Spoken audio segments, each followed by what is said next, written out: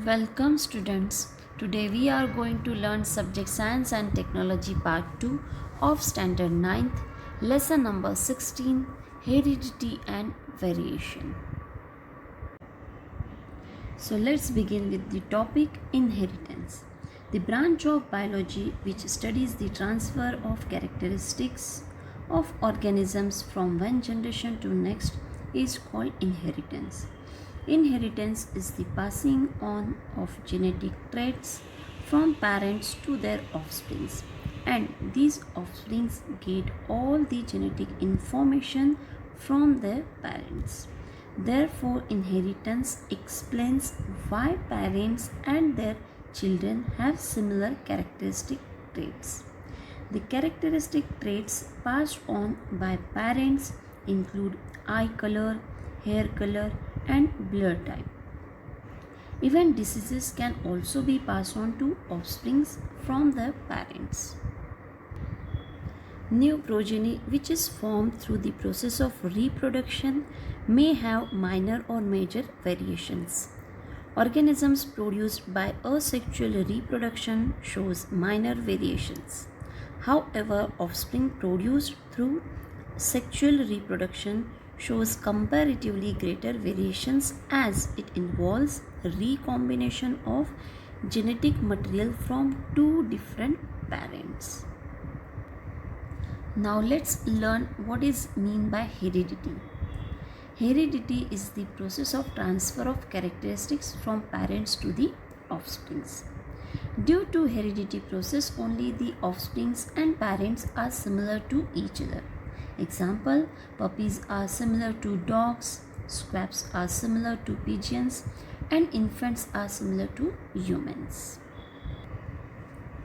Now let's learn how such characteristics are inherited from parents to their offsprings. That is mechanism of heredity. Traits are expressed in the form of genotypes and phenotypes.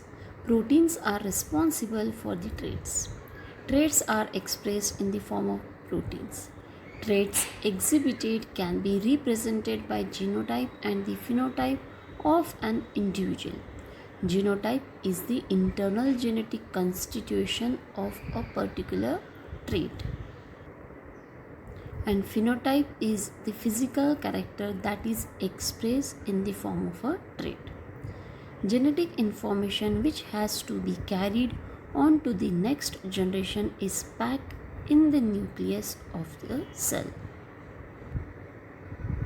It contains the genetic material of the cell in the form of chromosomes. A chromosome is an organized structure of DNA and protein found in cells. Chromosome is a single piece of coiled DNA containing many genes. Chromosomes are considered to be the vehicle of heredity as they carry genes. Genes are small points on the chromosome responsible for one character of an individual. Genes on chromosomes help in the inheritance or transfer of characteristics from the parents to the offspring. DNA is the nucleic acid which stores and transfers genetic information necessary for development of new cells or organisms. DNA gives rise to RNA by the process of transcription.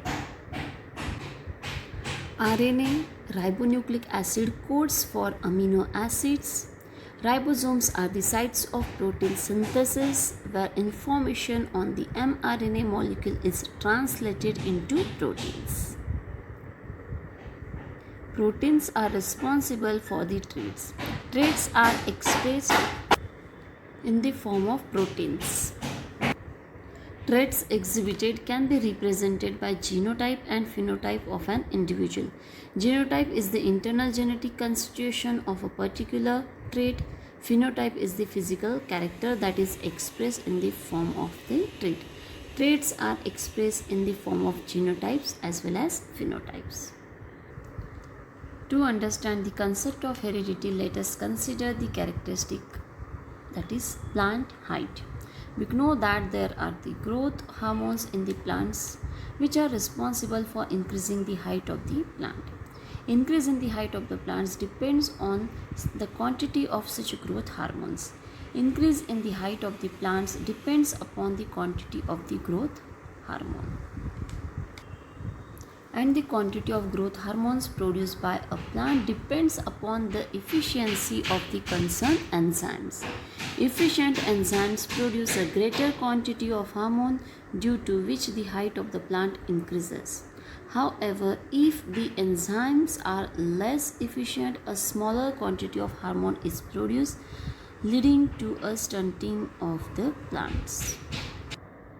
So let's learn in detail the structure of chromosomes. Each chromosome is made up of DNA tightly coiled many times around proteins called histone that supports its structure. Chromosomes are not visible in the cell's nucleus, not even under a microscope when the cell is not dividing. However, the DNA that makes up chromosomes becomes more tightly packed during cell division and is then visible under a microscope. Each chromosome has a constriction point called the centromere, which divides the chromosome into two sections or arms. The short arm of the chromosome is labeled as P arm. The long arm of the chromosome is labeled as Q arm. The location of the centromere on each chromosome gives the chromosome its characteristic shape and can be used to help describe the location of specific genes. Based on the position of centromere in the chromosome, chromosomes can be of four types: metacentric, submetacentric, acrocentric and telocentric. First type is metacentric. The centromere is exactly at the midpoint in this chromosome, and therefore the chromosome looks like the English letter V. The arms of this chromosome are equal in the length, as you can see in the figure. Now second type is submetacentric. The centromere is somewhere near the midpoint in this chromosome, which therefore looks like the English letter L. One arm is slightly shorter than the other in submetacentric chromosome. Third type is acrocentric. The centromere is near one end of this chromosome, which therefore looks like the English letter J. One arm is much smaller than the other. Fourth type is telocentric. The centromere is right at the end of this chromosome, making the chromosome looks like the English letter I. This chromosome consists of only one arm. Again, there are the two types of the chromosome: homologous and heterologous, depending on the structure, shape and organization of the chromosomes.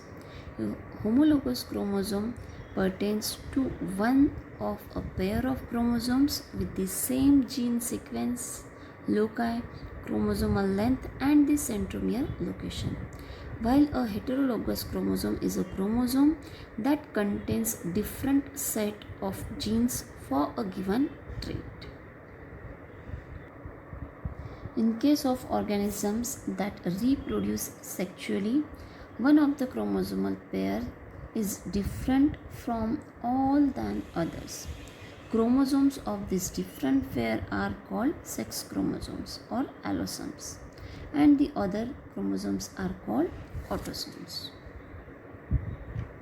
In human beings, there are 23 pairs of such chromosomes are present. Out of that, 22 pairs are of autosomes and one pair is of sex chromosomes. Thank you.